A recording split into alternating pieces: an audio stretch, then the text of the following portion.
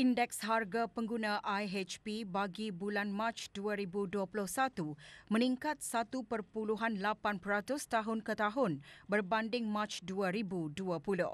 Harga makanan dan minuman ringan meningkat 3.6%. Manakala harga bukan makanan meningkat 1.4%.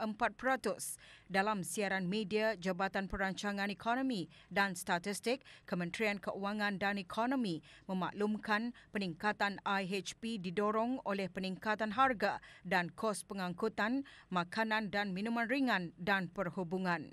Walau bagaimanapun, peningkatan itu diimbangi oleh penurunan harga dan kos pakaian dan kasut, perhiasan, peralatan isi rumah dan penyelenggaraan rutin isi rumah dan pelbagai barangan dan perkhidmatan.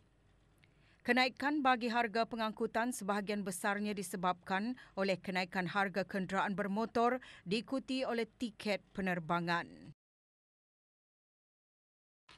Sementara peningkatan harga makanan dan minuman ringan didorong oleh kenaikan harga makanan seperti daging lembu dan kerbau, sayur-sayuran dan buah-buahan. Kenaikan harga daging lembu dan kerbau antara lain disebabkan oleh peningkatan permintaan domestik berikutan sekatan perjalanan keluar negara dan juga bekalan import yang terhad. Manakala kenaikan harga sayur-sayuran disebabkan oleh perubahan cuaca yang tidak menentu. Sementara itu, kos perhubungan meningkat disebabkan oleh peningkatan peralatan telefon dan telefaks, khususnya telefon bimbit yang baru diperkenalkan di pasaran dan perkhidmatan telefon dan telefaks, khususnya perubahan dalam harga pakej perkhidmatan perhubungan. Bagi perubahan bulan ke bulan, IHP bagi bulan Mac 2021 meningkat 0.3% berbanding Februari 2021. Manakala indeks makanan dan minuman ringan menurun 0.2%. Indeks bukan makanan meningkat 0.4%. IHP mengukur perubahan harga barangan dan perkhidmatan yang dibayar oleh pengguna dalam satu tempoh masa yang ditetapkan dan dikumpulkan setiap bulan. Senarai barangan dan perkhidmatan dalam IHP adalah berdasarkan maklumat perbelanjaan purata sebuah keluarga yang diperolehi melalui kajian perbelanjaan keluarga. Kementerian Sumber-Sumber Utama dan Pelancongan telah melaksanakan pelbagai kaedah dan penambahbaikan baharu bagi meningkatkan lagi pengeluaran sektor pertanian. Ini dapat dilihat melalui usaha kementerian yang menggalakkan lebih banyak pengusaha tempatan untuk berkecimpung di sektor berkenaan, khususnya industri ternakan. Pada tahun 2020, seramai 794 orang pengusaha ternakan di seluruh negara bergiat dalam industri ternakan dengan melibatkan kawasan seluas 4,778.53 hektar. Industri ternakan mampu menjana keluaran dalam negara kasar KDNK negara melalui beberapa inisiatif yang telah dilaksanakan bagi meningkatkan keluaran sektor berkenaan. Salah satu daripadanya menggunakan sistem reban ayam tertutup. Menerusi sistem ini, ia berupaya memberikan pengeluaran yang berganda di samping menghasilkan ayam pedaging yang berkualiti. Penyumbang terbesar industri ternakan tahun lalu ialah ayam pedaging dengan meningkatnya pengeluaran sebanyak 7.24% kepada 26,364.82 tan metrik. Ia merupakan tahap keluaran yang paling tinggi pernah dicapai oleh negara dengan nilai sebanyak 114.00 juta ringgit. Penyumbang kedua terbesar adalah makanan ternakan dengan pengeluaran tempatan sebanyak 63,368.20 tan metrik bernilai 49.88 juta ringgit. Industri daging pula adalah penyumbang terbesar ketiga industri ternakan. Jumlah keluaran daging kerbau dan lembu bagi tahun 2020 meningkat sebanyak 46.67% kepada 2,148.75 juta tan metrik dengan nilai 42.16 juta ringgit. Kementerian Sumber-Sumber Utama dan Pelancongan akan sentiasa mengalu-alukan dan secara berterusan memberikan galakan, bimbingan dan dukungan dalam menjayakan aktiviti penternakan di negara ini, khususnya golongan belia bagi menceburkan diri dalam bidang ternakan. Di samping itu, Jabatan Pertanian dan Agri Makanan juga mengadakan program dukungan dan bantuan kepada pengusaha pengeluaran ayam pedaging khususnya dalam menjamin sekuriti makanan ternakan di negara ini.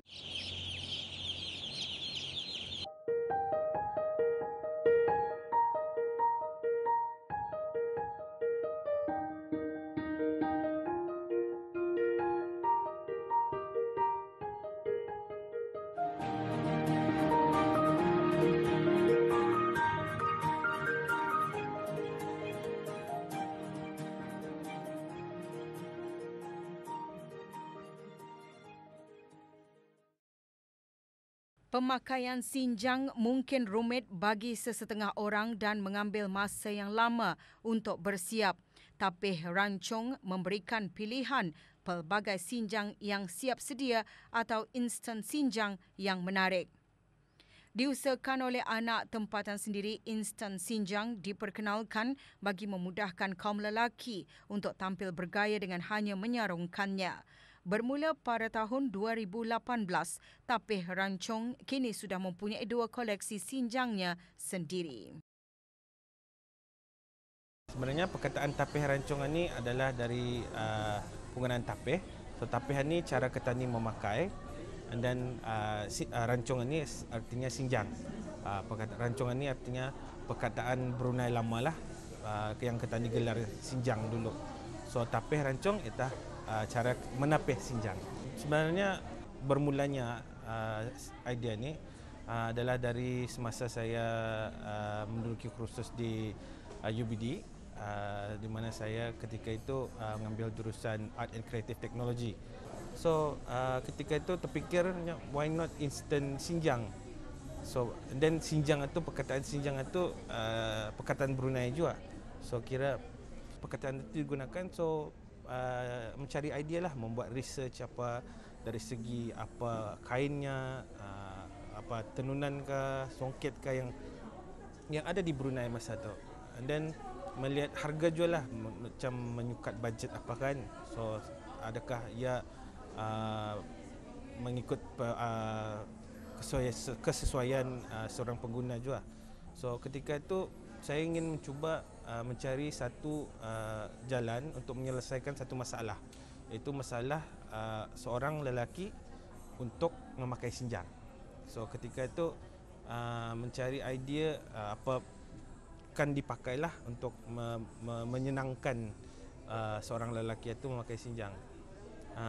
Dan mengikut experience juga masa saya kahwin, dan cara memakai sinjang itu kita perlu ada penghiasnya, juru hiasnya lagi, dan memakan masa yang lama.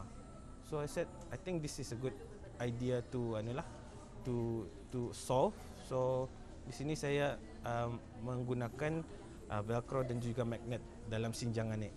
So di dalam itu saya gabungkan dengan 2 sistem ni, dan ini kita hanya memakai sinjang hanya 5 saat sajalah, 3 step saja.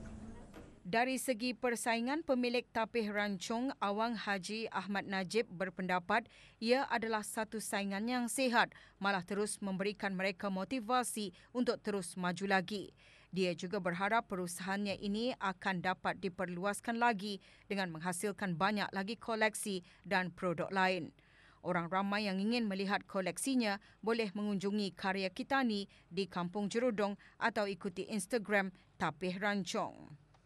Dari segi saingan, alhamdulillah saya katakan saingan ini sebenarnya bagus, sebabnya ia memberi motivasi arah kami lagi. Sebabnya bukan untuk bersaing secara tidak sihat, tapi bersaing secara sihat, di mana kami memberi motivasi arah kami lagi untuk bagaimana mendifferentiatekan lagi kami punya, mengimprovekan lagi, mengekalkan lagi supaya kami punya servis itu lebih mantap dari tahun yang sudah-sudahnya.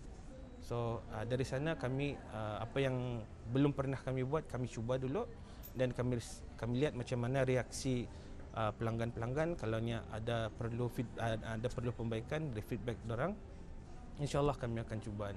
Sebabnya ni pun kami pun belajar je lah. InsyaAllah kalau sekiranya dimurahkan rezeki, akan dilaratkan lagi, akan dicipta lagi satu collection yang baru, dan collection yang akan datang lagi pun kami akan cuba membuatnya lagi. Dan mungkin juga kami akan membuat tempahan untuk baby, untuk kanak-kanak, dari segi cara pemakaian dorang masa mandi belawat kah, dan dastar juga insyaAllah.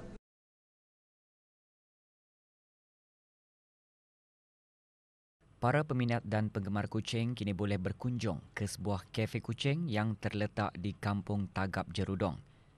Cafe Nico Paradise yang dimiliki oleh sebuah keluarga kini menjadi tarikan orang ramai yang tidak berkesempatan untuk memelihara kucing sebagai peliharaan sejak ianya dibuka pada Mac lalu. Menurut Muhammad Haziman bin Haji Sulaiman, pemilik Nico Paradise, timbulnya idea untuk membuka kafe itu apabila berpeluang untuk melawat ke beberapa kafe kucing di luar negeri. Katanya dengan membuka kafe ini, ianya memberi peluang kepada para peminat kucing untuk berinteraksi bersama kucing-kucing mereka. Then the idea why we open cafe ni, actually kami ni suka travelling a lot. Then the kids love to see because other country they have a lot of cat cafe. So we went to Thailand, we went to Malaysia, we went to Korea. So dari sana, especially my wife lah, myself ini follow saja. So my wife ni ada interest to open one day cat cafe di Brunei. Since maybe we know, tapi kami belum tahu lah ada yang buka atau tidak. So the idea to come with together of us, why not? And even the friends. So I try to design it sendiri, based on research, based on Walaupun terdapat beberapa kafe kucing di negara ini, Nico Paradise mempunyai keistimewaannya yang tersendiri, seperti tempat permainan khas bersama kucing-kucing dan air terjun dalam taman. Pada ketika ini, kafe ini mempunyai lebih 30 ekor kucing berbagai jenis. I think the specialist, there's a lot of playground. So first of all is focal point that I'm going to upgrade it again. Macam kami ada small indoor garden, waterfall, and there's a lot of bagas kayu-kayuan ni untuk kucing adalah.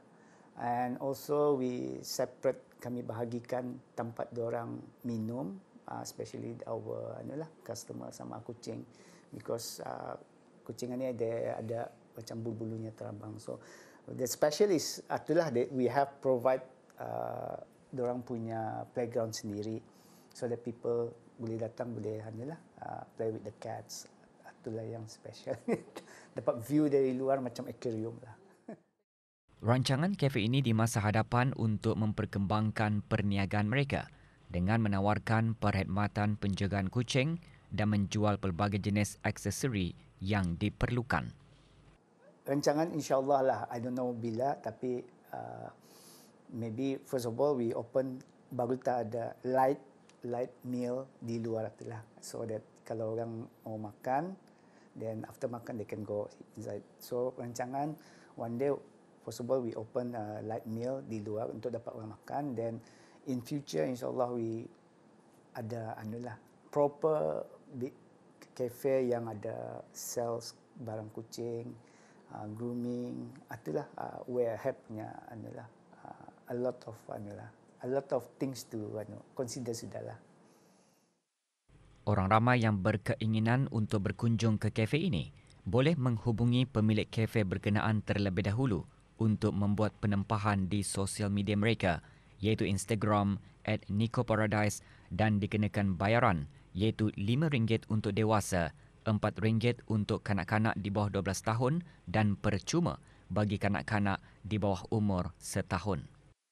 So apabila kami sini, it was well presented lah, this place ni. It's really nice. not even anak. Macam dah jual anunya tadi memang tepat lah, dah jual kecil, dah jual besar.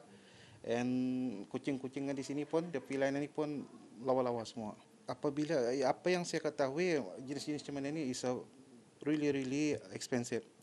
Daripada diorang punya penjagaan, dua daripada permakanan diorang, dari food, diorang punya diet. It's very good. The cats are very nice. Sometimes they fight.